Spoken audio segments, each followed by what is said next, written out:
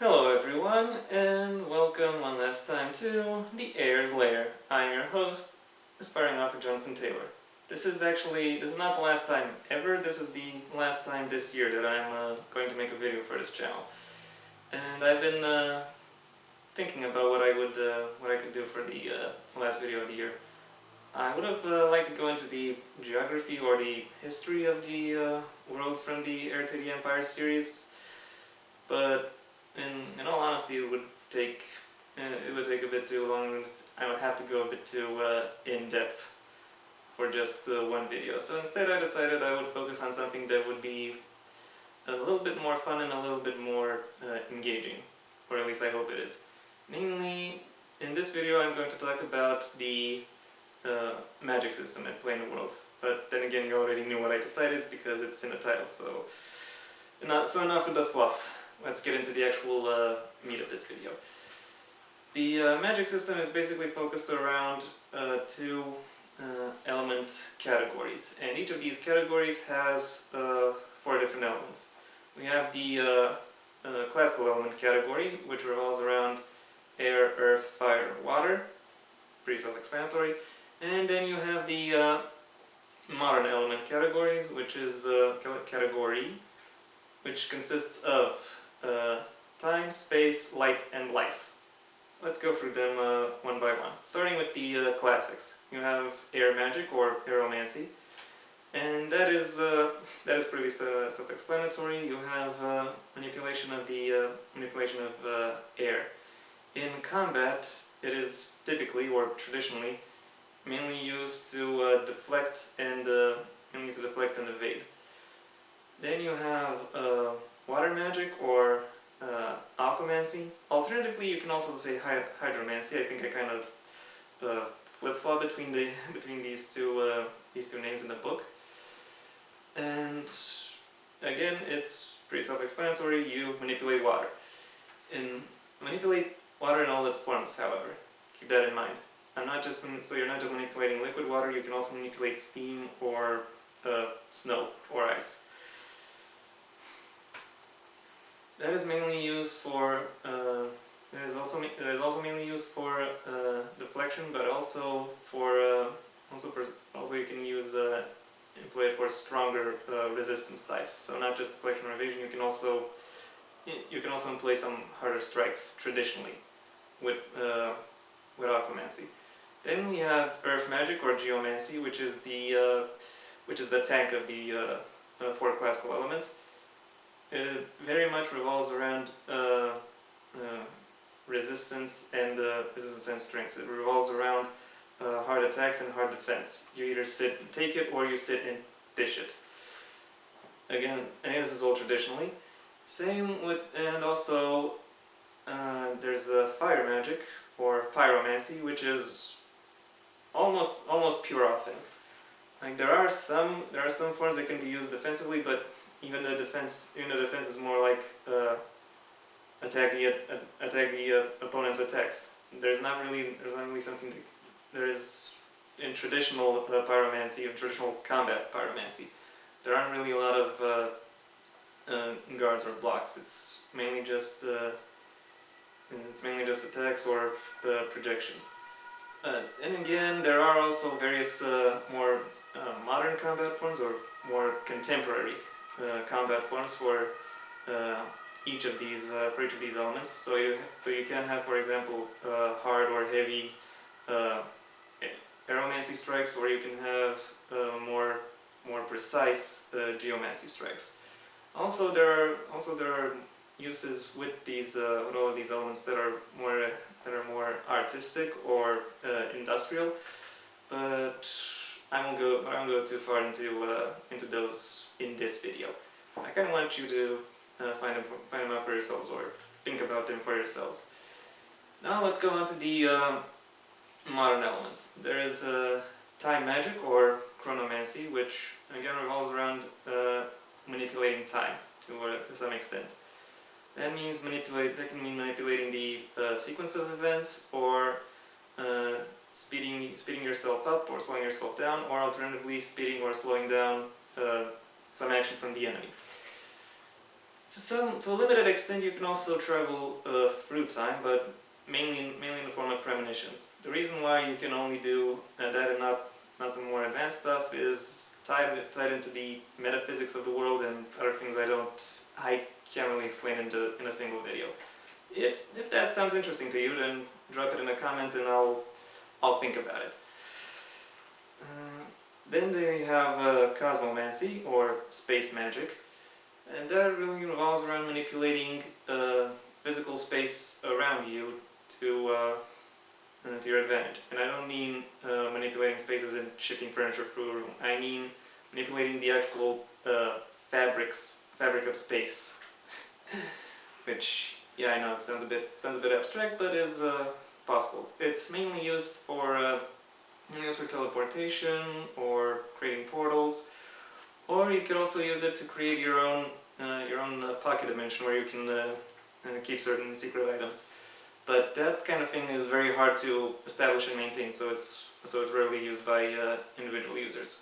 What is the most common usage of cosmomancy in my, at least in the first novel, is as shielding, as in you have a thin film of space around you that is impervious to physical or elemental attacks.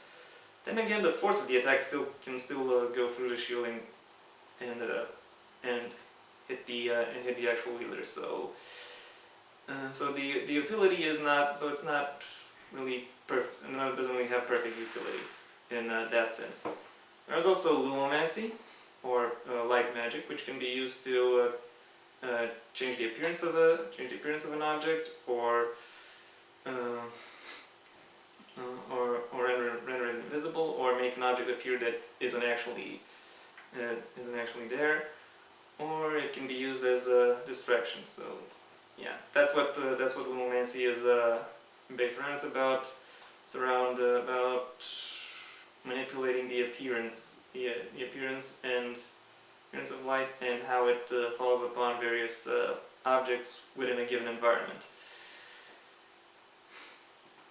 And last but not least, we have life magic, or biomancy. This is not actually manipulating life force. It's more akin to manipulating the biological processes that allow a body to function. Possible offensive moves could be offensive strategies with biomancy include casting a curse upon someone so they fall ill, or mind control, or various other kinds of physical attacks. What does it take to perform a spell, or perform a magical attack? Well, there are four things that are important here. First of all, you need the proper level of concentration. You need to focus on whatever magical effect you want to create. Second of all, you need to accompany that specific focus with a specific gesture. So if you want to create a fireball, you have to think about creating a fireball and then do the appropriate gesture. If you want to create a wall of ice, you have to think about it and then move your hands in such a way as to create a wall of ice, etc., etc. The third thing to note is mental fitness. Not mental? No, okay, no. Well, mental fitness also plays a role in the concentration, but what I actually meant to say was physical fitness. And I don't mean that you just need to be fit, you also need to be the right kind of fit, because every form of magic has poses some demands on your body, and then these demands are different depending on what kind of magic you're trying to cast.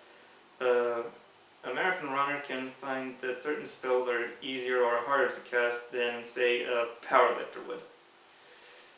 Also, because all these forms of magic take some toll on your actual physical body, you also need the right level of stamina.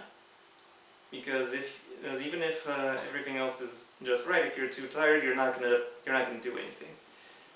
That being said, can everyone perform magic? Short answer is no. Sadly, only around only around half the world's population can actually perform magic.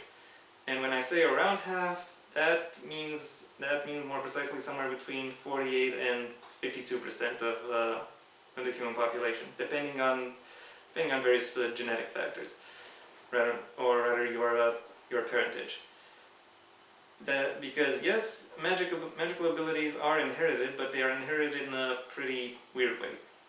If you have two people who both have magical abilities, it's pretty certain that all their children will have magical abilities.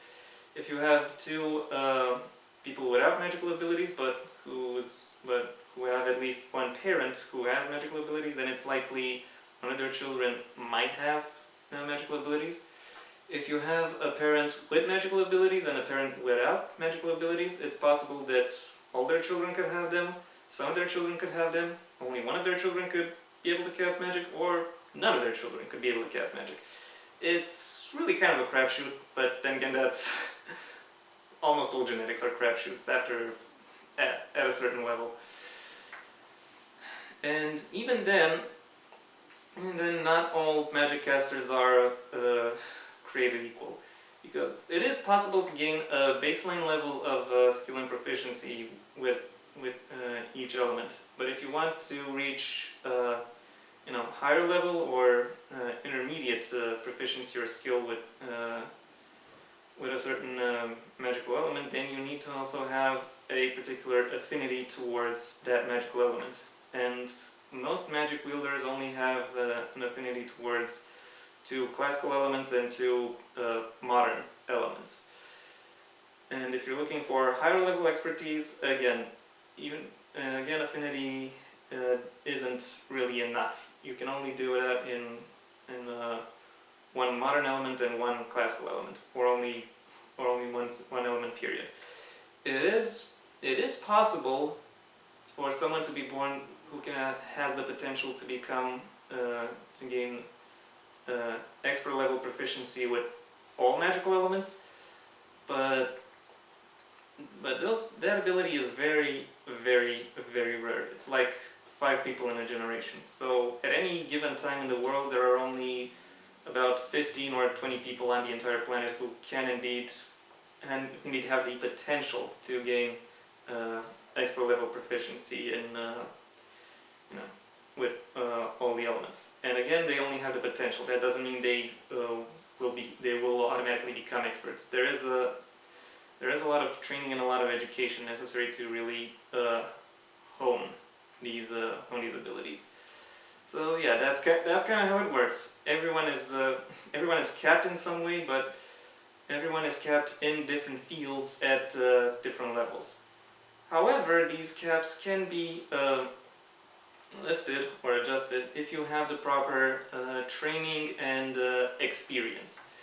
You can think of it like think of it in terms of how real life martial arts work.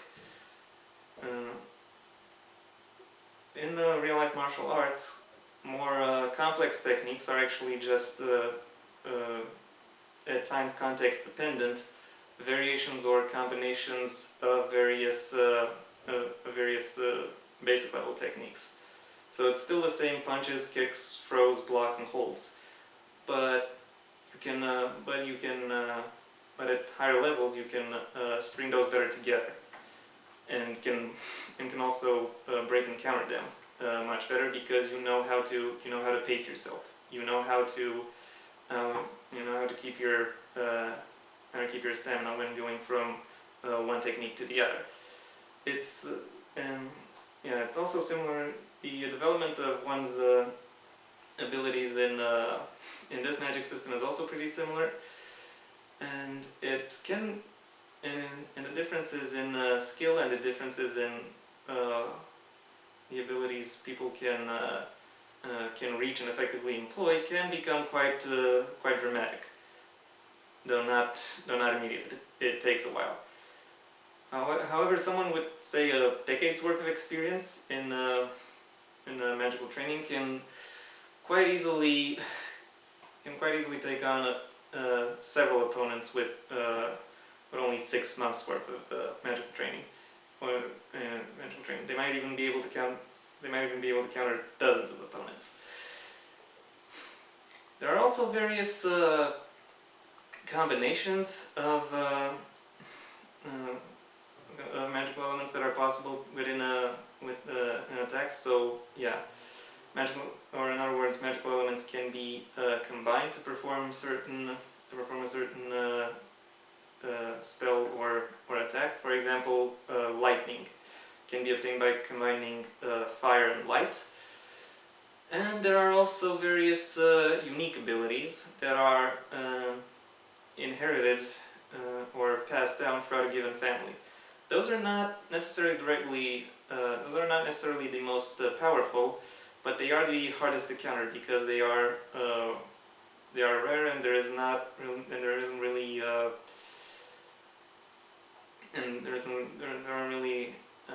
conventions regarding how these abilities can in fact be countered. And yeah, that's kind of all I have to say about the magic system for now. If you have any further questions you'd like to add, or anything else, then you can go ahead and drop those in the comments. If you enjoyed this video, go ahead and give it a like. Or alternatively, you could also follow me on my social media and tell me how much you like my stuff. If you want to see when the next video comes out, well, I already said it's going to be next year, but if you want to see when exactly next year, then I suggest you subscribe. Maybe also ring the bell or do whatever else YouTube will require of its users. Until next time, Merry Christmas and Happy New Year. I'm Jonathan Taylor, and this has been the Heir's Lair.